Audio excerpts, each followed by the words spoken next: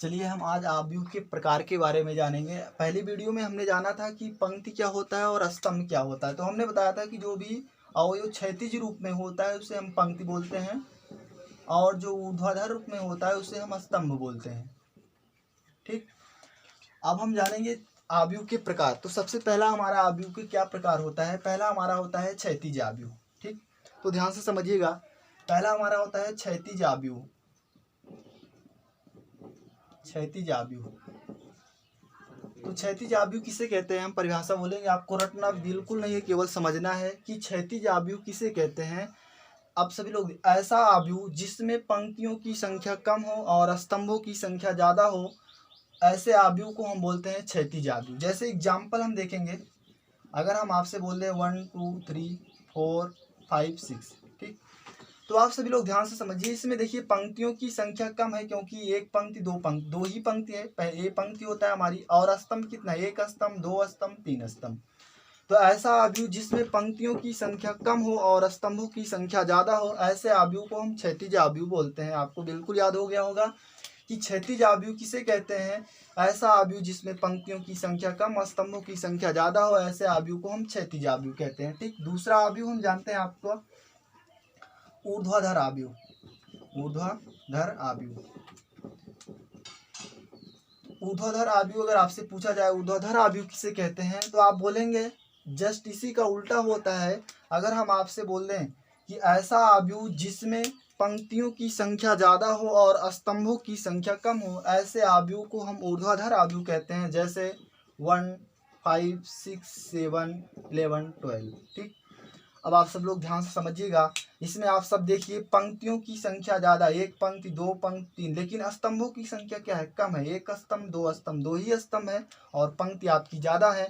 तो ऐसे आव्यूह को हम क्या कहेंगे, ऊर्ध्वाधर आव्यूह कहेंगे। मतलब जिसमें पंक्तियों की संख्या ज्यादा हो और स्तंभों की संख्या कम हो, ऐसे आव्यूह को हम ऊर्ध्वाधर आव्यूह कहते हैं। और जिसमें पंक्तियों की संख्या कम होती है और स्तंभों की संख्या ज्यादा होती है, उसे हम क्षैतिज आव्यूह कहते हैं। अगर हम आपसे पूछ ले इस आव्यूह का क्रम क्या होगा, तो बता सकते हैं, बहुत ही आसान है, हम आपको बताए थे। इस आव्यूह का क्रम क्या होगा, पंक्तियों की संख्या 3, स्तंभों की संख्या क्या है 2, तो इस आव्यूह का क्रम क्या हो जाएगा 3x2।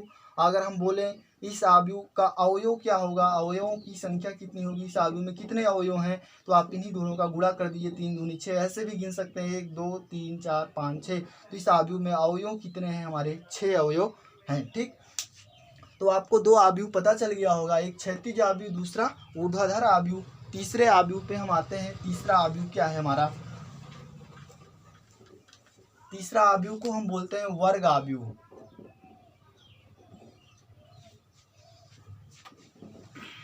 अब सब लोग ध्यान से समझिएगा, वर्ग आव्यूह किसे कहते हैं, ऐसा आव्यूह जिसमें पंक्तियों और स्तंभों दोनों संख्याएं क्या हो, बराबर हो, पंक्तियों और स्तंभों की संख्या बराबर हो, ऐसे आव्यूह को हम वर्ग आव्यूह कहते हैं। जैसे एग्जाम्पल के थ्रू हम देखते हैं, अगर हम कोई भी एग्जाम्पल ले लेते हैं, यहाँ से देखिए।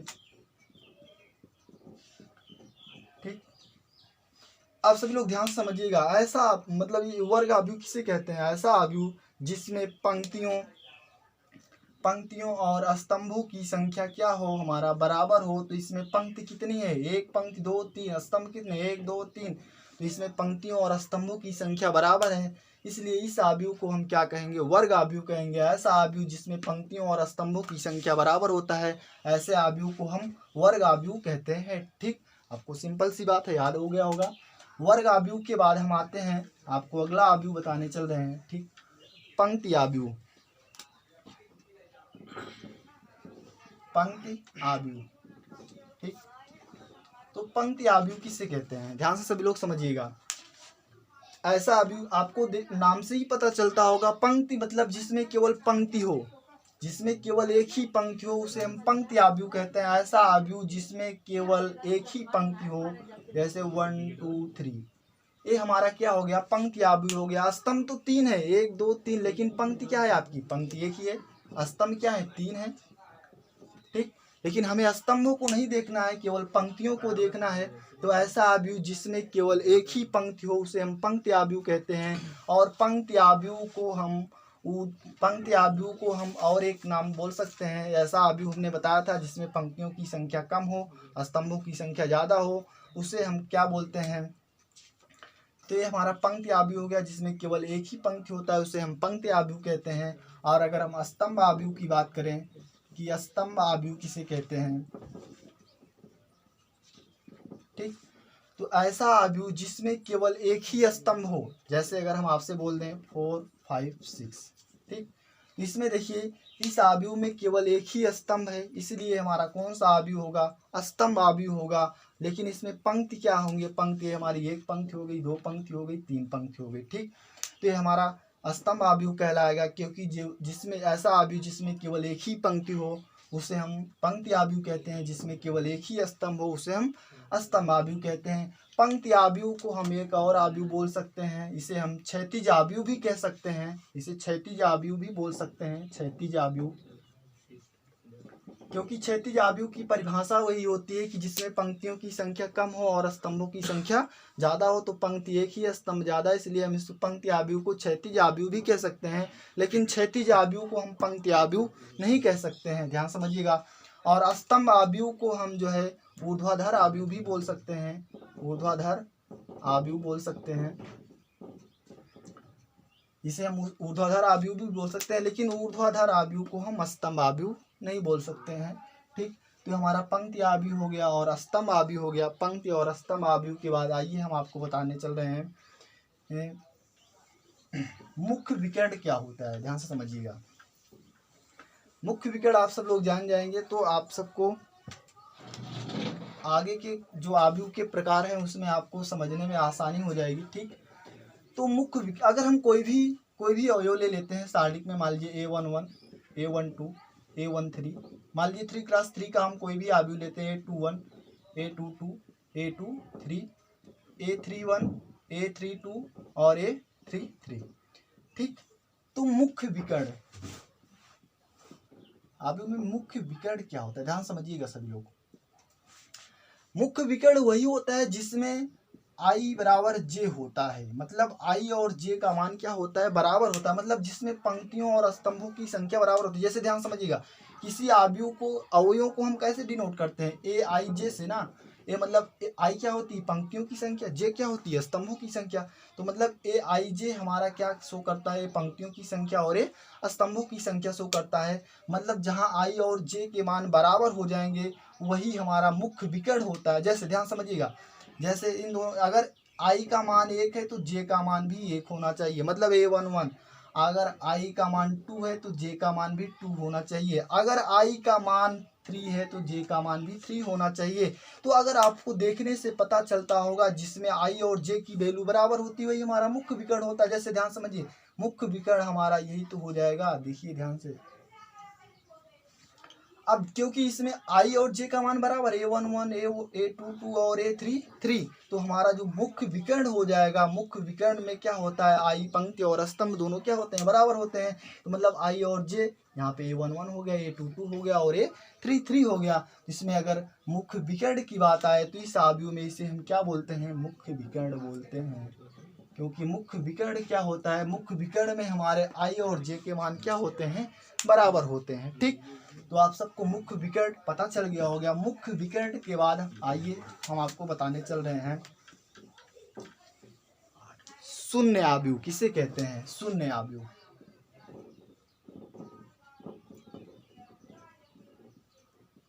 शून्य आव्यूह ध्यान समझिएगा, शून्य आव्यूह हमेशा वर्ग आव्यूह के रूप में, शून्य आव्यूह जो होता है हमारा ऐसा आव्यूह जिसमें आव्यूह में अवयवों की संख्या क्या हो, शून्य हो। सभी अवयवों की संख्या, जैसे 0 0 0 0 0 0, ये हमारा क्या कहलाएगा, शून्य आव्यूह कहलाएगा। ऐसा आव्यूह जिसमें अवयवों की प्रत्येक संख्या क्या हो, शून्य हो, ऐसे आव्यूह को हम शून्य आव्यूह कहते हैं, ठीक। तो शून्य आव्यूह सभी लोग जान ही गए हैं, इसमें कोई बहुत खास नहीं है। आइए शून्य आव्यूह के बाद हम जानते हैं इकाई तत्समक आव्यूह, बहुत ही इंपॉर्टेंट है, इसका उपयोग सवाल लगाने में भी किया जाता है। इकाई तत्समक आव्यूह, ठीक। इकाई तत्समक आव्यूह किसे कहते हैं, ध्यान से समझिएगा। सभी लोग ध्यान समझिए, इकाई तस्मक आव्यूह हमेशा वर्ग आव्यूह के रूप में लिखा जाता है। इसको हमेशा हम वर्ग आव्यूह के रूप में लिखते हैं। इकाई तस्मक आव्यूह ऐसा आव्यूह, अभी अभी हमने आपको बताया था मुख्य विकर्ण के बारे में। मुख्य विकर्ण क्या होता है? मुख्य विकर्ण सभी लोग जानते हैं। जैसे अगर हम कोई भी यहाँ पे लिख दें 1 2 4 5, अगर इस तारीख में पूछें, सॉरी इस आव्यूह में अगर हम आपसे पूछें मुख्य विकर्ण क्या होगा, तो आप बोलेंगे इस आव्यूह में जो मुख्य विकर्ण होगा वो 1 होगा और 5 होगा, क्योंकि ये आपका A1 1 का मान है और ये आपका A2 2 का मान है। क्योंकि मुख्य विकर्ण वही होता है जिसमें I और J का मान क्या होते हैं? बराबर होते हैं। जैसे अगर एक और हम दे दें 2 4 5 6 7 8 9 10 11, इसमें बोले मुख्य विकर्ण क्या है, तो आप बोलेंगे मुख्य विकर्ण हमारा यही होगा। मुख्य विकर्ण क्या होगा? 2 7 11, ये हमारा क्या हो जाएगा? मुख्य विकर्ण हो जाएगा। तो आइए हम फिर समझते हैं इकाई तस्मक आव्यूह किसे कहते हैं। इकाई तस्मक आव्यूह ऐसा वर्ग आव्यूह, ऐसा वर्ग आव्यूह जिसमें मुख्य विकर्ण के तत्व क्या हो? एक हो। ऐसा वर्ग आव्यूह, वो वर्ग आव्यूह होना चाहिए। ऐसा वर्ग आव्यूह, ध्यान से समझिएगा, जिसमें मुख्य विकर्ण के तत्व क्या हो? एक हो। ऐसे आव्यूह को हम क्या कहते हैं? इकाई तस्मक आव्यूह कहते हैं। ध्यान समझिएगा, आप सभी लोग ध्यान समझिए। ये हमारा कौन सा आव्यूह है? वर्ग आव्यूह है। क्यों वर्ग आव्यूह है? क्योंकि इसमें पंक्तियों और स्तंभों की संख्या क्या है? बराबर है। 3 पंक्ति और 3 स्तंभ है, इसलिए हमारा क्या हो गया? ये वर्ग आव्यूह हो गया। वर्ग आव्यूह में अगर ऐसा वर्ग आव्यूह जिसमें मुख्य विकर्ण के तत्व क्या हो? एक हो, शेष तत्व क्या हो? शून्य हो, ऐसे आव्यूह को हम क्या कहते हैं? इकाई तस्मक आव्यूह कहते हैं। ठीक, तो इकाई तस्मक आव्यूह की परिभाषा सबको पता चल गया होगा। जिसमें मुख्य विकर्ण के तत्व एक हो, शेष तत्व क्या हो? शून्य हो, ऐसे आव्यूह को हम क्या कहते हैं? इकाई तस्मक आव्यूह कहते हैं। ठीक, ये इकाई तस्मक आव्यूह सबको समझ में आ गया होगा। ठीक, अब ध्यान समझिएगा, इसको हम डिनोट किससे करते हैं? आई से डिनोट करते हैं। इकाई तस्मक आव्यूह को हम आई से लिखते हैं, आई से प्रदर्शित करते हैं। ठीक है, अब ध्यान से समझिएगा, जैसे आप सभी लोग इसमें आई से प्रदर्शित किया जाता है। जैसे अगर हम बोलें ए आव्यूह कितने क्रॉस कितने का है? 3 क्रॉस 3 का है। तो इस आव्यूह को हम I3 से लिखेंगे। किससे लिखेंगे?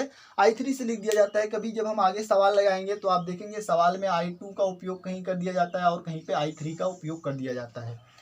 I2 का मतलब होता है कि 2 क्रॉस 2 का आव्यूह और I3 का मतलब होता है 3 क्रॉस 3 का आव्यूह। ठीक है, तो जैसे इसको हम I3 से इसलिए लिख रहे हैं क्योंकि इसमें 3 पंक्ति और 3 स्तंभ, इसलिए इसे हम क्या बोले? इसे I3 से लिखेंगे। अगर हम कोई एक और लिख देते हैं, ध्यान समझिएगा, जैसे हम 1 0 0 1 लिखते हैं, ये क्या है? हमारा वर्ग आव्यूह है, क्योंकि 2 पंक्ति 2 स्तंभ है। तो ये भी हमारा इकाई तस्मक आव्यूह, क्योंकि मुख्य विकर्ण के तत्व हमारे क्या हैं? एक है। जिसमें मुख्य विकर्ण के तत्व एक होते हैं वो इकाई तस्मक आव्यूह कहलाता है। और हम इसको I2 से लिखेंगे। किससे लिखेंगे? I2 से लिखेंगे। I2 का मतलब हुआ ये जो हमारा आव्यूह है वो 2 क्रॉस 2 का है। I3 का मतलब हुआ ये जो हमारा इकाई तस्मक आव्यूह है वो 3 क्रॉस 3 का है। और इकाई तस्मक आव्यूह हमेशा वर्ग आव्यूह के रूप में लिखा जाता है। तो इकाई तस्मक आव्यूह सबको समझ में आ गया होगा। ठीक, आगे चलिए हम बताते हैं आपको।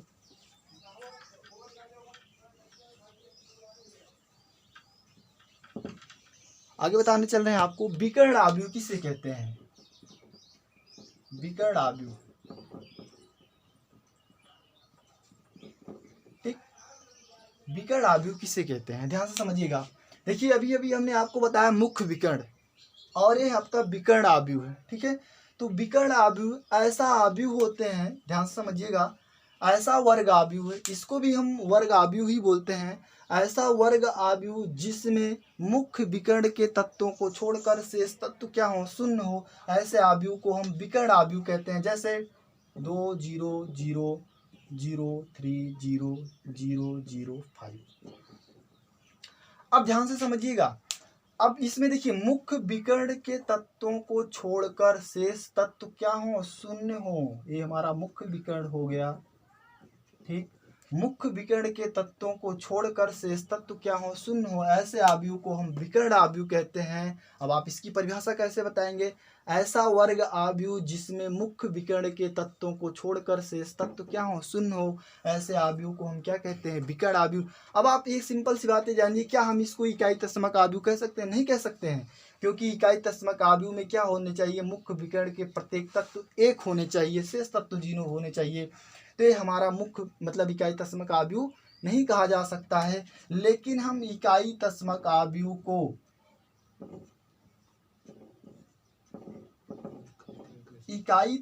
आव्यूह को हम विकर्ण आव्यूह कह सकते हैं, क्योंकि विकर्ण आव्यूह में एक कोई प्रतिबंध नहीं है। इसमें केवल एक ही प्रतिबंध है कि इसमें मुख्य विकर्ण के तत्वों को छोड़कर शेष तत्व क्या होने चाहिए, 0 होने चाहिए। मुख्य विकर्ण चाहे जो हो, यहाँ 10 हो, 11 हो, 12 हो, कुछ भी उससे मतलब नहीं है, एक एक एक भी हो सकते हैं। तो ये हमारा क्या हो गया, ये इसको हम विकर्ण आव्यूह भी कह सकते हैं। मतलब ध्यान से समझिएगा, जो हमारा इकाई तस्मक आव्यूह होता है उसे हम विकर्ण आव्यूह कह सकते हैं, लेकिन विकर्ण आव्यूह को हम इकाई तस्मक आव्यूह नहीं कह सकते हैं। ठीक, चलिए एक आव्यूह और बचा है लास्ट, ध्यान से समझिएगा सभी लोग। विकर्ण आव्यूह के बाद आइए हम आपको बताने चल रहे हैं, बहुत ही इंपॉर्टेंट है, अदिश आव्यूह किसे कहते हैं। अदिश आव्यूह, ध्यान से समझिएगा सभी लोग। अदिश आव्यूह किसे कहते हैं, ध्यान समझिए। ऐसा वर्ग आव्यूह, ध्यान समझिए, ऐसा वर्ग आव्यूह जिसमें मुख्य विकर्ण के तत्व क्या हो, बराबर हो, उसे हम अदिश आव्यूह कहते हैं। देखिए इन तीनों आव्यूहों में, जैसे अभी अभी हमने आपको बताया था इकाई तस्मक आव्यूह, ठीक, उसके बाद विकर्ण आव्यूह, और ये तीसरा चल रहा है अदिश आव्यूह में। दोनों में बहुत थोड़ा सा डिफरेंट है, आप सब लोग ध्यान से समझिएगा, बहुत ही आसान है, समझने में कुछ है नहीं, केवल आप ध्यान से सुनिएगा। अदिश आव्यूह किसे कहते हैं, ऐसा वर्ग आव्यूह जिसमें मुख्य विकर्ण के तत्व क्या हो, बराबर हो। ध्यान से समझिएगा, अगर हम बोलें 3 0 0 0 3 0 0 0 3, ये हमारा क्या है, अदिश आव्यूह है। ध्यान से समझिएगा, ये कौन सा आव्यूह है, अदिश आव्यूह है। अब ध्यान से परिभाषा पे ध्यान से, बहुत ही ध्यान से सुनिएगा। ऐसा वर्ग आव्यूह जिसमें मुख्य विकर्ण के तत्व क्या हो, बराबर हो, बराबर होने चाहिए, ऐसे आव्यूह को हम क्या कहते हैं, अदिश आव्यूह कहते हैं। अब ध्यान समझिए, अगर हम यहीं पे 3 के स्थान पे 4 कर दें तो ये क्या हमारा अदिश आव्यूह हो सकता है, नहीं हो सकता है, क्योंकि मुख्य विकर्ण के तत्व बराबर होने चाहिए, लेकिन इसमें मुख्य विकर्ण के तत्व क्या हो गया, 4 हो गया। तो ये हमारा अदिश आव्यूह ना होकर कौन सा आव्यूह हो जाएगा, विकर्ण आव्यूह हो जाएगा। तो ध्यान से सभी लोग समझिएगा, तो हमारा कौन सा आव्यूह हो गया, विकर्ण आव्यूह हो गया। तो यहाँ पे क्या, अदिश आव्यूह होने के लिए हमारा क्या होना चाहिए, तीनों चीजें क्या होनी चाहिए, सेम होनी चाहिए। अब ध्यान से समझिएगा, अगर हम यहाँ पे इकाई तस्मक आव्यूह लिखते हैं 1 0 0 0 1 0 0 0 1, ठीक। अब सभी लोग ध्यान से समझिएगा, अगर हम पूछे आपसे ये हमारा कौन सा आव्यूह है, तो आप बोलेंगे इकाई तस्मक आव्यूह है, क्योंकि इसके मुख्य विकर्ण के तत्व क्या है, एक है। लेकिन इकाई तस्मक आव्यूह क्या अदिश आव्यूह हो सकता है, आप बताइए। हाँ हो सकता है, बिल्कुल हो सकता है, क्योंकि अदिश आव्यूह में क्या होने चाहिए, मुख्य विकर्ण के तत्व क्या होने चाहिए, बराबर होने चाहिए। तो मतलब ए आव्यूह क्या हो सकता है, इकाई तस्मक आव्यूह को हम अदिश आव्यूह कह सकते हैं। इकाई तस्मक आव्यूह को हम अदिश आव्यूह भी कह सकते हैं, क्योंकि अदिश आव्यूह की परिभाषा तो यही होती है कि जिसमें मुख्य विकर्ण के तत्व क्या होने चाहिए, सेम होने चाहिए। तो इसमें भी सेम है, तो इसमें भी सेम है। बस अगर हम यहाँ पे बोले, अगर यहाँ पे 5 हो जाए तो यहाँ भी 5 होना चाहिए, और यहाँ भी 5 होना चाहिए। अगर यहाँ 10 10, जो भी चीज हो वो आपके क्या होने चाहिए, सेम होने चाहिए, तभी अदिश आव्यूह कहलाएगा। अब थोड़ा सा इसमें डिफरेंट देख लेते हैं, इकाई तस्मक आव्यूह और अदिश आव्यूह, दोनों ध्यान समझिएगा। जो इकाई तस्मक आव्यूह होगा वो अदिश आव्यूह हो सकता है, लेकिन क्या अदिश आव्यूह इकाई तस्मक आव्यूह हो सकता है, नहीं हो सकता है। ध्यान समझिएगा, देखिए ये हमारा कौन सा आव्यूह है, अदिश आव्यूह। कौन सा आव्यूह है, अदिश आव्यूह। अब क्या अदिश आव्यूह इकाई तस्मक आव्यूह हो सकता है, नहीं हो सकता है। इकाई तस्मक आव्यूह का परिभाषा क्या होती है कि उसमें मुख्य विकर्ण के तत्व क्या होने चाहिए, केवल एक होने चाहिए, एक के अलावा कुछ भी नहीं होने चाहिए।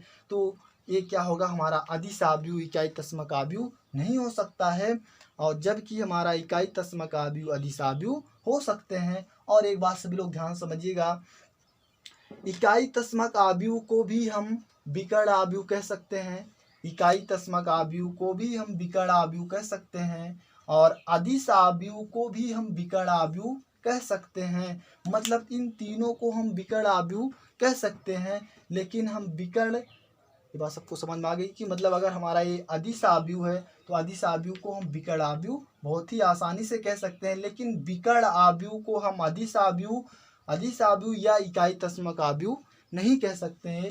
ये हमारा आव्यूह का प्रकार था। ठीक, आगे की वीडियो में हम आपको प्रश्नावली सॉल्व कराएंगे। ठीक, थैंक यू।